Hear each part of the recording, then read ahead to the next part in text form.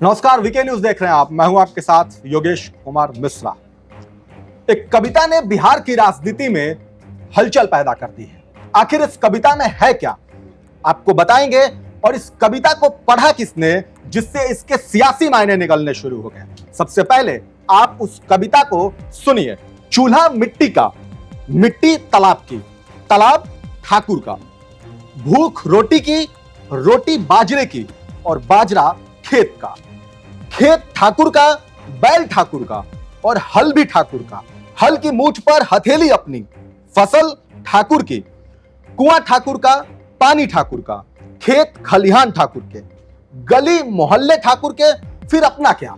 वो ठाकुर मैं भी हूं, वो ठाकुर संसद में है, वो ठाकुर विश्वविद्यालयों में है, वो ठाकुर विधायिका को कंट्रोल करता है। इस ठाकुर को मारो जो हमारे अंदर है। इस पूरे कविता में एक वर्ड आपको बार बार सुनने को मिला होगा, वो शब्द है ठाकुर। राज्यसभा में बिहार से राज्यसभा के सांसद आरजेडी के मनोज झा ने संसद की पटल पे इस कविता को पढ़ दिया। इस कविता को संसद में मनोज झा ने पढ़ा, उसके बाद से बिहार की सियासत में ऐसी हलचल पैदा हुई कि इसको लेकर के सत्ता विपक्ष सब एक दूसरे पर, आप कह सकते हैं कि इसके जरिए वोट बैंक की राजनीति साधने में लग गए। और इसीलिए इस कविता के आज जिक्र करने के साथ हम चर्चा की शुरुआत करना चाहते हैं। हमारे साथ हमारे एग्जीक्यूटिव एडिटर दिवाकर विक्रम सिंह जी हैं। सर, ठाकुर शब्द सदन में गूंजा, कविता था, और वह कविता आपको यह भी बता देते हैं कि वो कविता जो था वो ओम प्रकाश वाल्मीकि जी का था। सदन में सबको अपनी राय अलग अलग तरीके से अपने विचारों को लगता है, कविता के माध्यम से, गानों के माध्यम से। तो आखिर इसको लेकर के बिहार के सियासत में इतनी हलचल क्यों है? देखिए योगेश जी, इस कविता को पढ़ के आप बहुत व्यथित हुए हैं और हमको भी व्यथा है, क्योंकि एक बार फिर बिहार की राजनीति पे सनातन पर एक बड़ी चोट हुई है। और उसमें सबसे बड़ी बात है कि जातिवाद को किस तरीके से बढ़ावा दिया जा रहा है। वास्तव में उत्तर प्रदेश और बिहार की राजनीति में जब तक जाति का छौका न लगे, कोई भी राजनेता अपने आप को स्थापित ही नहीं कर पाता। अब ये स्थिति है कि जिस तरह से बिहार में 2025 में चुनाव होना है, 2024 की लड़ाई है। लालू यादव इस समय जेल से बाहर हैं और बिहार की राजनीति में मंडलवाद के आधार पर जिस तरीके से जातिवाद को प्रश्रय दिया गया, क्योंकि पिछड़ों को आगे करने की मुहिम तो लालू ने चलाई और वो मुहिम 1989 की है। उस मुहिम में जिस तरीके से जाति का छौका लगा करके उन्होंने इसको आगे बढ़ाया और लगभग 20 सालों तक बिहार की राजनीति में प्रभावी रहे। और उसके बाद वो अपने कर्मों से जेल की यात्रा पर गए और वहां पर एक अच्छी सरकार आई। हालांकि उस सरकार पर भाई अब संदेह है, वह है नीतीश की सरकार। सवाल यह है कि इस तरह की कविता मनोज झा को राज्यसभा में क्यों पढ़नी पड़ी, और राज्यसभा में अगर उन्होंने ये पढ़ा है तो महिला आरक्षण विधेयक की चर्चा के दौरान ये कविता उन्होंने पढ़ा। तो उन्होंने ये पढ़ने का जो उनका मंतव्य था, जो उन्होंने साबित करने की कोशिश की कि महिला अपना हक जो है वो किसी ठाकुर जैसे प्रभावी व्यक्ति से नहीं मांग रही है, वो उसका हक है, वो ले रही है। ऐसी ही स्थिति जो बिहार में बैकवर्ड्स और पिछड़े हैं और दलित हैं, किस तरीके से ठाकुर समाज, ठाकुर मतलब आप समझ लें अगड़ी जातियों से है, जिसमें ठाकुर एक वर्ग भी है, एक जाति भी है। ये चोट ठाकुर वर्सेस, अच्छा कहने वाला कौन? मनोज झा। मनोज झा एक ब्राह्मण है और ठाकुर का उन्होंने जिक्र किया, तो आप समझ सकते हैं कि राजपूत समुदाय पर उन्होंने चोट की। ये मतलब इसको जो आप समझिए, इस पूरे खेल के रिंग मास्टर हैं लालू प्रसाद यादव। मनोज झा से उन्होंने ये सब बातें इसलिए कहलवाई और ये सब कुछ तय था, ये फिक्स था कि वो राज्यसभा में इस तरह से बोलेंगे, क्योंकि इससे अगड़ी जातियों में राजपूत जो कास्ट है वो सीधे सीधे कटे, आपस में लड़े, या ब्राह्मण और राजपूतों की लड़ाई हो। ऐसी लड़ाई उत्तर प्रदेश और बिहार की राजनीति में आप देखते रहे हैं, ऐसा होता रहा है। कांग्रेस इसका फायदा उठाती रही, अन्य पार्टियां छत्रपति, और उसमें लालू प्रसाद यादव सबसे ज्यादा प्रभावी व्यक्ति हैं, वो उठाते रहे। आनंद मोहन के लड़के चेतन आनंद को 5 दिन बाद याद आता है कि ठाकुरों पर इतनी बड़ी टिप्पणी की गई है। अब आप समझिए, 5 दिन बाद वो उसकी प्रतिक्रिया देते हैं और उनके पिता आनंद मोहन तो ये कह देते हैं कि अगर मैं राज्यसभा में होता तो मैं क्या कर देता, वो मैं बोल भी नहीं सकता कि वो मनोज झा का क्या करते। उन्होंने ये बयान दिया। वास्तव में ये बयान जब उन्होंने दिया तो लालू प्रसाद यादव को दोनों को समझाना चाहिए, क्योंकि दोनों आरजेडी में हैं। लेकिन लालू प्रसाद यादव आनंद मोहन से न बात किए, न उनके परिवार से मिले। सवाल यह है कि फिर लालू ने किया क्या? तो मैं अभी आपको एक बड़ी खबर बता देता हूं। आरजेडी ने एक चिट्ठी लिखी है और उस चिट्ठी में अमित शाह जो केंद्रीय मंत्री है उनसे मांग की गई है कि वाई कैटेगरी की सुरक्षा दे दी जाए मनोज झा को। अब मनोज झा का कद बढ़ाने के पीछे आप समझ लें कि पहले राजपूत और ब्राह्मण मतलब कास्टिज्म पर वहां संघर्ष हो जाए। लालू जो प्रयोग करके वहां एक बड़ी अगड़ी जाति में भूमिहार हैं, भूमिहारों को कैसे दबाया जाए, राजपूतों को कैसे दबाया जाए, राजपूत और ब्राह्मण कैसे भिड़े, भूमिहार और राजपूत कैसे भिड़े, मतलब इन अगड़ी जातियों में जितना संघर्ष हो जाएगा ईगो सेटिस्फैक्शन के लिए, उतना अगड़ी जातियों में डिवीजन होगा, क्योंकि वो जानते हैं कि ये जाति इस समय फिलहाल सनातन के पक्ष में भारतीय जनता पार्टी के साथ है।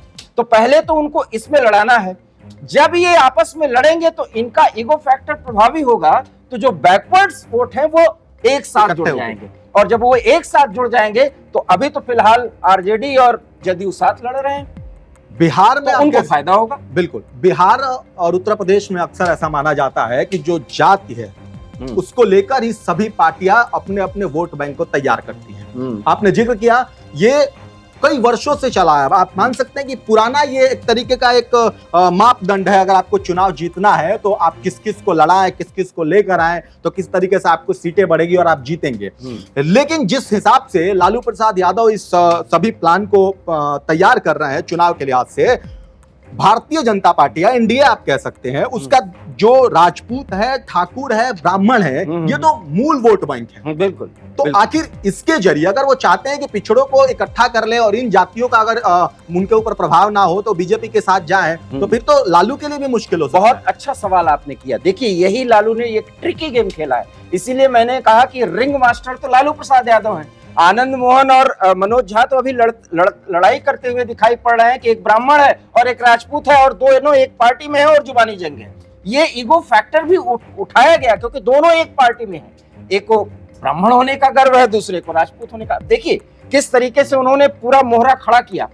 अब आपने कहा, बहुत अच्छी बात कही आपने कि वहां पर भारतीय जनता पार्टी फिलहाल इस तरह से प्रभावी राजनीति कर रही है कि अगड़ी जातियों का वोट उनके साथ है। इसमें जब लड़ाई होगी और उस लड़ाई में जब तू मैं की स्थिति आएगी तो यहाँ डिवीजन होगा, और यहाँ डिवीजन होगा तो वो फैक्टर जो 1989 के बाद जिसका यूज करके माफ करिएगा लालू प्रसाद यादव राजनीति में आए और सत्ता के शिखर तक पहुंचे, बिहार के राजनीति के वो महान चाणक्य बने। वो ये सोचते हैं कि जब ये अगड़ों में लड़ाई होगी तो पिछड़े इसको देखेंगे। उनके अंदर, पिछड़ों के अंदर ये फीलिंग आएगी कि अगड़ों को राजनीति से बिल्कुल अलग करना है। वो तब इकट्ठा होंगे, क्योंकि अभी सबसे ज्यादा पिछड़े जो हैं वो भारतीय जनता पार्टी के साथ जुड़ रहे हैं। और मैं योगेश जी आपको अभी से बता देता हूं कि 2024 में अगर मोदी की सत्ता में वापसी हुई तो आप यकीन मानिए अगले साल जो चुनाव होगा अर्थात 2025 में, उसमें बिहार में नीतीश कुमार जीतने नहीं जा रहे हैं। ये मैं बिल्कुल बिना लाग लपेट ये बोल रहा हूं, क्योंकि वहां पर इस तरीके से सत्ता का समीकरण और इस तरह से जाति के आधार पर ऐसे नेताओं को सनातन और हिंदुत्व के नाम पर इकट्ठा किया गया है और वहां की जनता कनेक्ट हो रही है।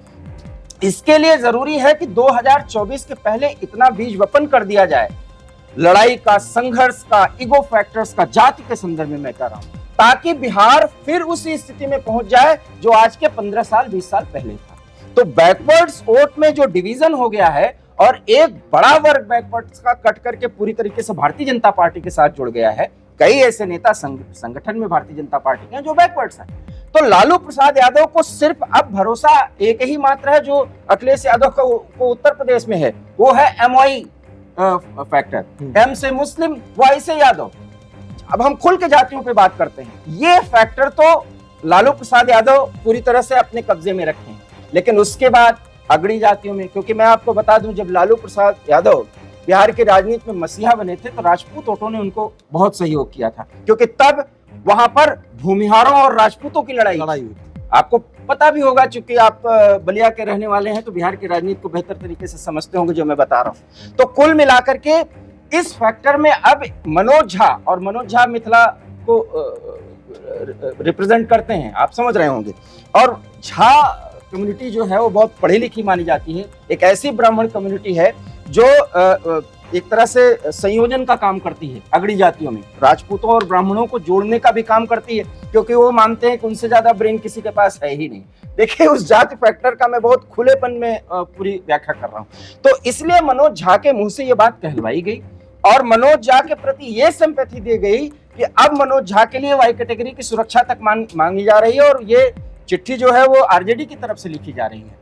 अगर ये मान लीजिए कि 2024 के लिहाज से भी अगर ये तैयार किया जा रहा होगा, विधानसभा तो उसके बाद है, तो फिर अगर लालू ही मूल केंद्र बिंदु में है अगर पूरे चुनाव के, तो फिर नीतीश का क्या होगा?